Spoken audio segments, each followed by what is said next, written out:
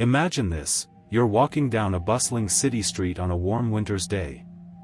The sounds of everyday life fill the air. Then, a sudden, deafening roar. A sound like thunder, but deeper, more visceral. And before you can even react, you're hit. Not by water, not by debris, but by a towering, 30-foot wave of molasses. A sticky, sweet, inescapable tsunami. Moving at an astonishing 35 miles per hour. This isn't a twisted fantasy from a horror novel. This is the unbelievable true story of the Great Molasses Flood of 1919, in Boston, Massachusetts. A disaster so bizarre, so tragic, it almost defies belief. On an unusually warm January day, a massive storage tank, holding millions of gallons of this innocent, everyday sweetener, exploded. Unleashing pure chaos. It killed 21 people, injured 150, and flattened an entire neighborhood in mere seconds. This wasn't just a flood, it was an apocalyptic scene of sugary destruction. Rescuers struggled through the viscous tide. The cleanup lasted for weeks, and the smell, the sickly sweet smell, lingered for decades. How could something so common, so seemingly harmless, turn into such a destructive force? What overlooked warnings led to this catastrophe? And what lessons did a city learn from being swallowed by syrup? Prepare to uncover one of America's strangest and most tragic hidden histories. To understand the sheer absurdity and tragedy of the Great Molasses Flood, we must first transport ourselves back to Boston in the early 20th century. The year is 1919. America is still reeling from the Great War, but industry is booming. Boston, a vibrant port city, is at the heart of this industrial boom, a hub of commerce and innovation. Our story centers around the North End, a bustling, densely populated immigrant neighborhood, rich with history and culture. It was a place where working-class families lived cheek by jowl, alongside docks, warehouses, and the essential infrastructure of a thriving city. And among these vital structures stood a colossal, cylindrical steel tank, dwarfing everything around it. This wasn't just any tank. It belonged to the Purity Distilling Company, a subsidiary of the United States Industrial Alcohol Company. And it held a staggering 2.3 million gallons of molasses. Molasses, you see, wasn't just a sweet treat for pancakes back then. It was a crucial industrial commodity. It was fermented to produce industrial alcohol, used in everything from munitions for the war effort to rum and ethanol for vehicles. This tank was an economic powerhouse, a liquid goldmine for the company. But even before its catastrophic failure, this towering reservoir of sweetness was a source of complaints. Residents of the North End often reported unsettling rumbling sounds from the tank, particularly when it was filled. They claimed molasses would occasionally leak from seams, a sticky premonition of the disaster to come. The tank itself had been constructed in 1915, in a hurry, with apparently little regard for proper engineering. There were no blueprints, few inspections, and the steel was reportedly too thin. These were the ticking time bombs hidden beneath the surface of Boston's industrial ambition. January 15, 1919. The day started deceptively mild for a New England winter. Temperatures had climbed unexpectedly, from frigid lows to around 40 degrees Fahrenheit, 4 degrees Celsius. This sudden warmth would play a sinister role. Inside the enormous tank, the slightly fermented molasses, now warmer, began to expand, building immense internal pressure against its already weak walls.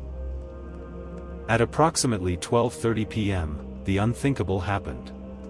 The massive tank ruptured.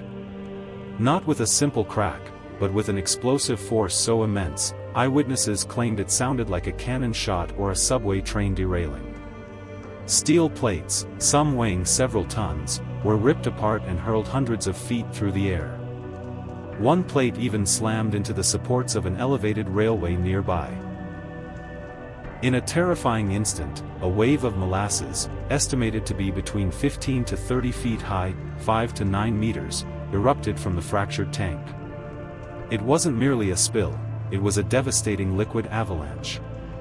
Moving at an incredible speed of 35 miles per hour, this viscous tide tore through Commercial Street.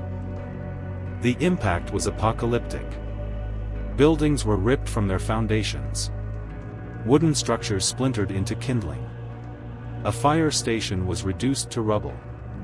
Cars, horse-drawn carts, and even an elevated train structure were swept away, mangled beyond recognition. The immense weight and force of the molasses were unimaginable. But the physical destruction was only half the horror. Humans and animals caught in its path faced a gruesome fate.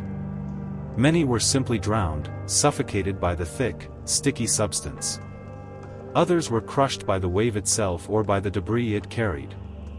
The molasses, though sweet, became a lethal trap. Its high density meant that even strong swimmers found it impossible to move, effectively cementing them in place. Rescuers later described seeing victims standing upright, perfectly preserved by the syrup, but lifeless. One of the most heartbreaking stories was that of 4 young children, all sisters, playing near the tank. They were among the 21 who lost their lives that day. The youngest victim was just 2 years old, the oldest 78. Entire families were devastated. Horses, essential for transportation, struggled and died in the sugary mire. The streets, once bustling, became a grotesque landscape of destruction and death, slick with a sweet, suffocating killer. The initial response was chaotic. Police officers and firefighters, many of whom had been on lunch break nearby, rushed to the scene.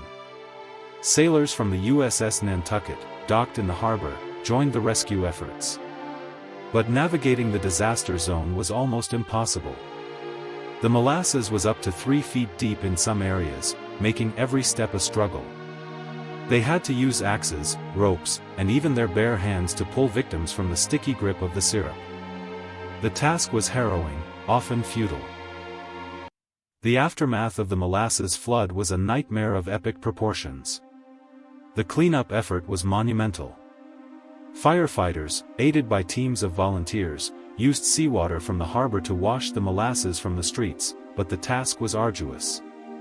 The sheer volume and viscosity of the syrup meant it was a slow, agonizing process.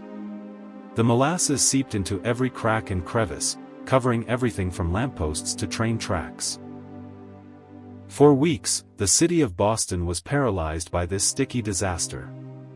It took hundreds of workers and countless gallons of water, sand, and even steam to finally clean up the north end. But the disaster wasn't just physical. The psychological toll on the survivors, those who witnessed the horror, was immense. The sweet smell of molasses, once a pleasant aroma, now became a haunting reminder of death and destruction. Locals claimed they could still smell it on hot summer days, even decades later. In the wake of such an unprecedented disaster, questions immediately arose: who was responsible? The Purity Distilling Company, and its parent company U.S. Industrial Alcohol, claimed the tank had been sabotaged by anarchists. But this flimsy excuse quickly crumbled under scrutiny. A massive class action lawsuit quickly followed, dragging on for 6 years. The investigation, led by an auditor named Samuel Bell, exposed a litany of negligence. The tank had been hastily constructed, without proper design review or structural integrity testing. Its steel walls were too thin. Crucially, it had never been riveted properly, and leakages had been ignored for years. Engineers testified that the tank was simply not fit for purpose. The verdict finally came in 1925. The U.S. Industrial Alcohol Company was found liable. They were ordered to pay damages totaling around $600,000, which would be tens of millions in today's money, to the victims and their families. It was a landmark case, one of the first in which a corporation was held directly responsible for a large-scale industrial disaster in the United States. Today, the site where the Great Molasses Tank once stood is occupied by Langone Park and a Little League baseball field in Boston's North End. There's a small plaque commemorating the disaster, a subtle nod to the bizarre and tragic event that unfolded here over a century ago. The Great Molasses Flood remains a cautionary tale, a stark reminder of the devastating consequences of corporate negligence and prioritizing profit over public safety. It led to stricter building codes and engineering standards, not just in Boston but across the nation, changing how industrial structures were designed and inspected. But the legacy of the Molasses Flood isn't just in regulatory changes. It's in the enduring strangeness of the story itself. A sweet, sticky substance, capable of such horrifying destruction. A truly unbelievable event that proved that even the most mundane elements can turn deadly in the right, or rather, wrong circumstances.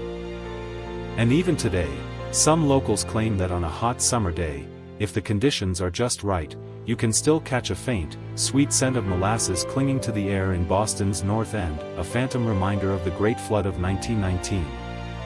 We want to know, have you ever heard of this incredible disaster before? What other strange or forgotten American histories should we explore next? Let us know your thoughts in the comments below. Backhand index pointing down.